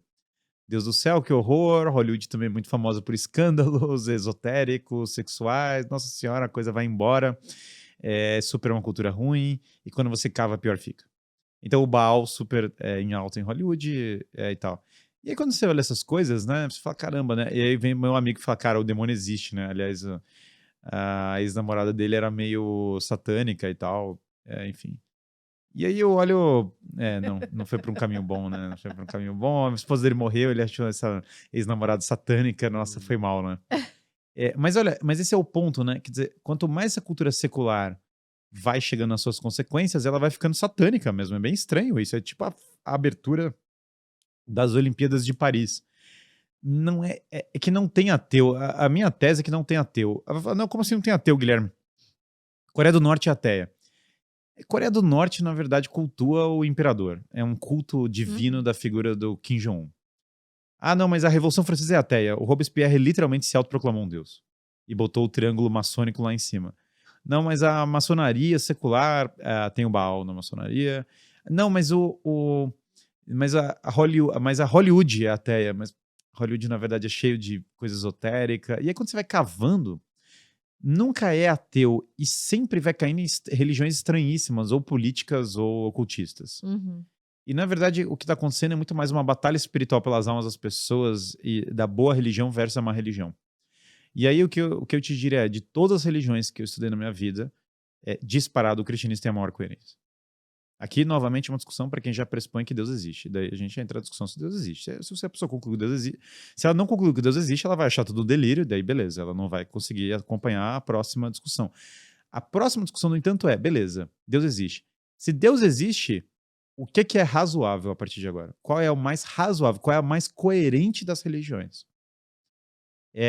E eu não consigo enxergar nada próximo ao cristianismo. Em primeiro lugar, boa parte das religiões nem são monoteístas, que já é incoerente na minha leitura com a visão filosófica de como Deus é. Então, sei lá, o hinduísmo, outras coisas, eu já vejo uma incoerência filosófica de largada. Entendam, não quer dizer que não tem coisas verdadeiras faladas nessas religiões. Isso é uma outra coisa. A gente está falando agora se a religião como um bloco é verdadeira, não se ela Mas tem lá você verdades acha faladas. que, por exemplo, no hinduísmo, eles têm deuses maiores no panteão. Tem uma série de deuses menores, que a gente Claro. poderia falar que são figuras celestiais, tipo os anjos, por exemplo. Mas aí Esses você deuses maiores não seriam mais ou menos como uma trindade? Sim, mas é muito estranho Cristianismo. porque você tem, sei lá, o culto da Kali, por exemplo, que é o culto da morte. E daí você contradiz, você não passa pelo princípio platônico clássico que é não divinizar o mal, né?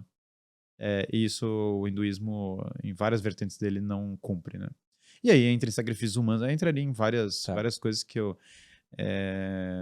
os ingleses aboliram o sacrifício na Índia, né, humanos. E até o Japão tinha, meu Deus, eu amo os japoneses, mas os japoneses amarravam mulheres em barcos e jogavam no mar para apaziguar os mares.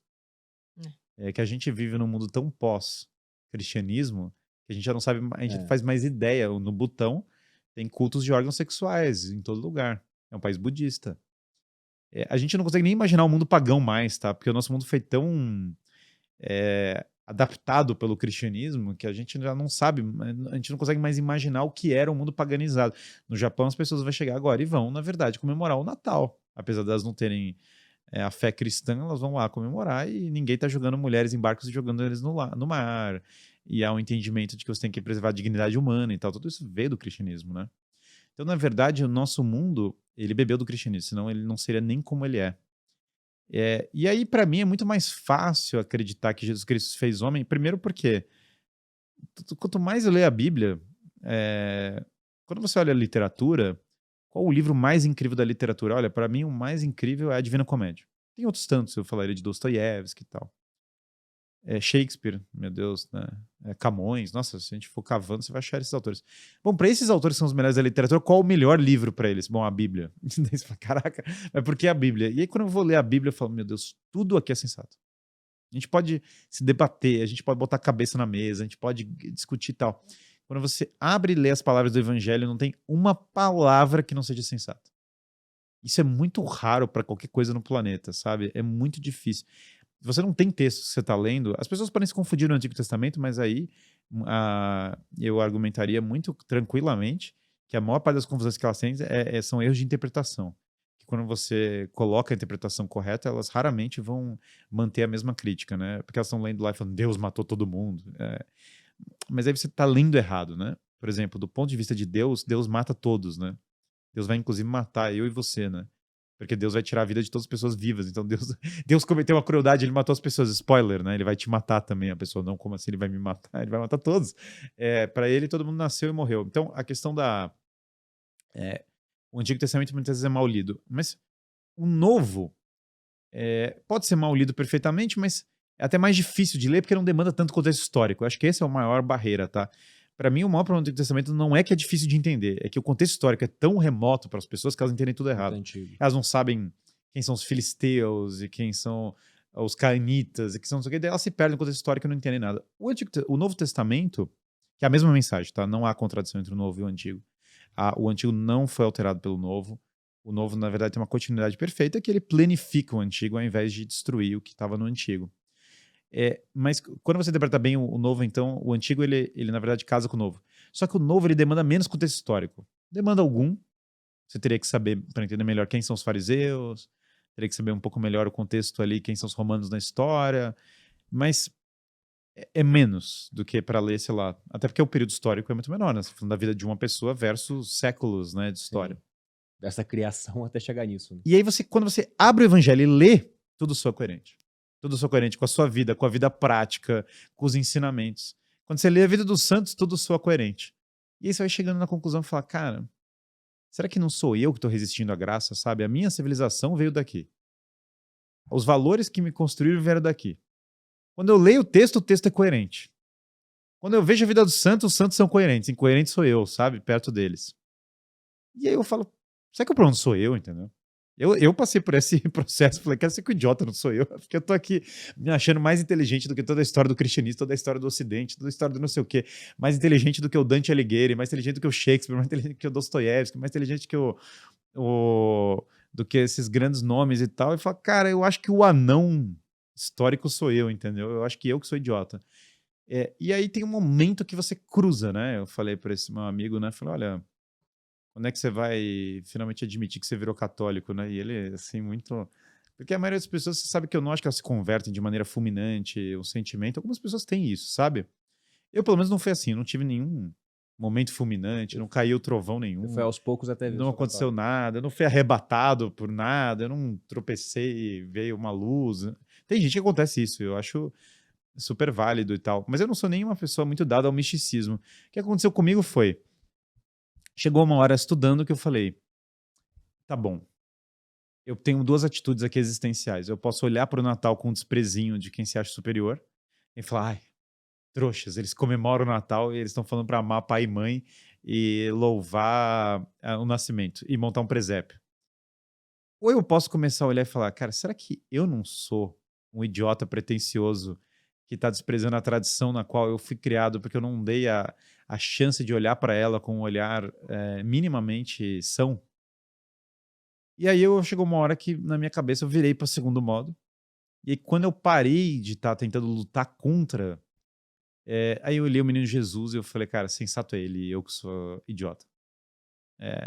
E eu até agora penso a mesma coisa, tá? Tipo, quanto mais eu leio, eu vou chegar em casa, vai ter os meus filhos, eles estão lá montando o presépio, eles estão lá cuidando da árvore de Natal, tem a estrela guia, né? Falou de ser estrela. Outro dia eu falou, não, o Guilherme é uma estrela. Eu falei, olha, se for pra ser, eu não sou estrela nenhuma. Se for pra ser alguma estrela, eu só quero ser a estrela guia. Falou, ó, é ali a estrela, o lugar é ali, não é comigo, entendeu? O ponto não é esse. Os reis magos, sabe, que são astrólogos e alquimistas e pessoas do mundo pagão, né? E os reis magos, eles vão lá e eles chegam na frente do Messias e eles se ajoelham. Olha que coisa surreal da história, né? Passa despercebida. Então, na minha cidade natal, tem esses reis magos colocados lá. Cara, olha que louco. Tem um mito no Jornada para o Oeste de que o Messias ia vir do Ocidente. E o ideograma da pureza é o cordeiro. E claro que na história de fundação da China, fala que o Fuxi sobreviveu a uma enchente. E lutou contra uma cobra. Olha que coisa, que simbologia... incrível, né? E aí esses homens vêm do Oriente, eles olham e falam assim, é isso, esse é o que nós estamos esperando. Então, nesse sentido, às vezes você faz o salto que é o dos Reis Magos, que é olhar e falar, olha, quando você se depara com algo maior do que você, e eu não cheguei na conclusão de que Deus existe pela fé, né? Eu cheguei pela razão. Então eu já estou tendo essa discussão, já pressupondo que Deus existe, novamente. É bem importante ressaltar isso, porque tem muita gente que fala assim, que coisa, mas se a gente estivesse discutindo com Aristóteles, ele é a partir do pressuposto que Deus existe. Ele não discutiria esse ponto. E aí ele discutiria o cristianismo, né? Não a existência de Deus. E chegou um momento que eu falei assim, caramba, né? E se o Natal tá certo e eu tiver errado, sabe? E se o espírito do Natal é verdadeiro, né? Tem uma cena desse belíssimo filme que envolve o Natal, que é A Felicidade Não Se Compra. O filme marcou muito a minha conversão, recomendo que todos assistam. É um dos melhores filmes da história. Filme incrível, porque é o auge do cinema do Frank Capra, que é um dos maiores diretores de cinema da história, né? Filme antigo, preto e branco na melhor versão, mas tem uma versão colorizada, que também é ótima. As pessoas acham que, de alguma maneira, se for preto e branco, quem nunca assistiu o filme preto e branco, elas pensam que vai ser tipo o filme do Chaplin, né? Mas não é, né? É super dinâmico. É igual um filme moderno, só que preto e branco, né? Mas elas pensam que vai ser chato. Por algum motivo, né? Tem uma analogia nas coisas que a gente acha que filme preto e branco vai ser chato, então algumas pessoas preferem ver a versão colorizada, tá ótimo.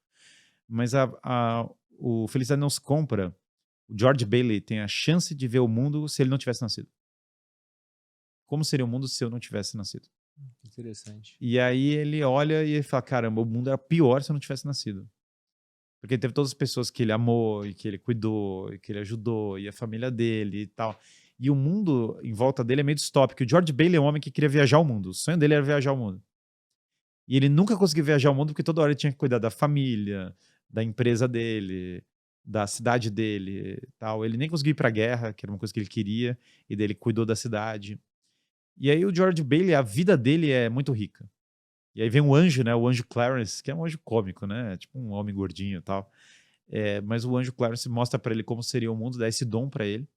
Ele volta e agora o George Bailey, ele ama tudo. Ele ama as árvores, e ele ama os filhos, e ele ama todas as pequenas coisas da vida dele. Eu acho que um pouco do romance de você se apaixonar pela criação e pelo Natal e pelo Evangelho é você entender que você poderia não viver. É a mesma história aqui, né? Você poderia não ter nascido, as árvores poderiam não existir, o mundo poderia não estar. A criação é um dom.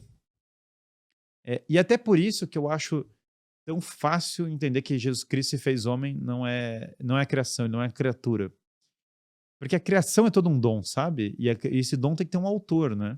Uhum. Mas isso não é simplório, a criação, as plantas são, porque na verdade as células se encontram e tá bom, tudo isso é verdadeiro, eu não nego uma vírgula das leis da natureza. Mas toda vez que você tem leis, alguém escreveu as leis, né? E toda vez que você tem regras, as regras acontecem sempre de maneira estável porque tem algo por trás. Se você tem um jogo, as regras do jogo existem, mesmo que elas pudessem eventualmente mudar, mas elas existem porque alguém foi lá e desenhou elas. E tudo na criação tem essa marca, e a vida humana tem um dom.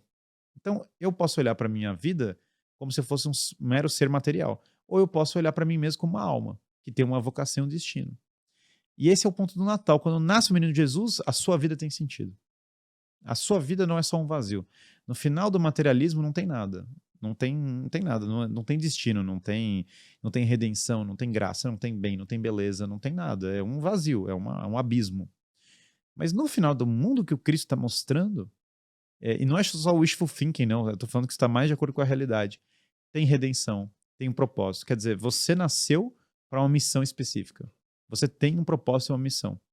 Essa missão pode ser simples, pode ser cuidar da sua família, pode não ser algo megalomaníaco, sabe? Pode ser cumprir o seu trabalho, né? Pode ser ajudar uma pessoa concreta, entendeu? Sei lá, tem tantas coisas. Mas a sua vida tem um propósito. Eu acho isso muito mais coerente com a estrutura da realidade do que o niilismo.